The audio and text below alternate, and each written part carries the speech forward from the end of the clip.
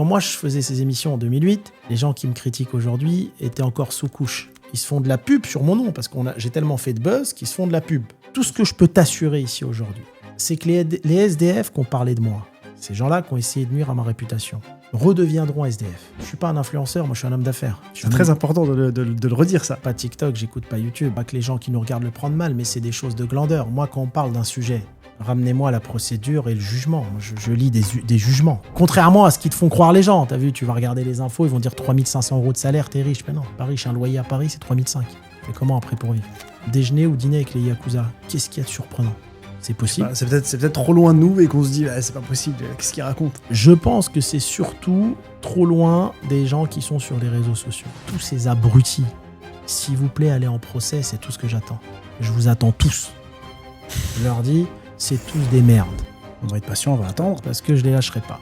Dans le club que tu fais, tu dis que tu n'as rien gagné. J'ai rien gagné sur les droits d'entrée. 0. Ils servent à quoi alors? Tu dis toujours qu'il y a des documents, Ouais. il y a des preuves.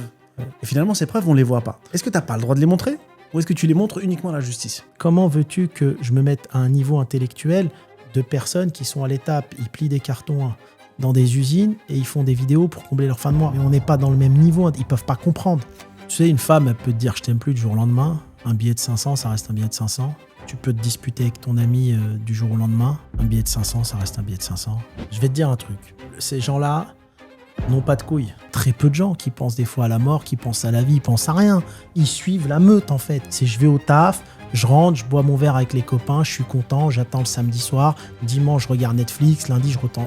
Mais qui a autant de puissance à part le Seigneur pour me dicter ma vie? J'ai fait l'usine, quand je sortais le soir de l'usine à 17h et que je regardais le soleil, j'ai l'impression que je rentrais au paradis. Et tu vois, et quand tu mangeais avec ces mecs-là, alors je diffame pas, attention, je dis ce que moi je pense. Et qu'entre midi et 2, ils mangeaient de la morue avec du vin rouge et tout. Je dis, mais je peux pas vivre ça 40 ans de ma vie. Faut aller au bout, les gens, ils ont peur de se sacrifier.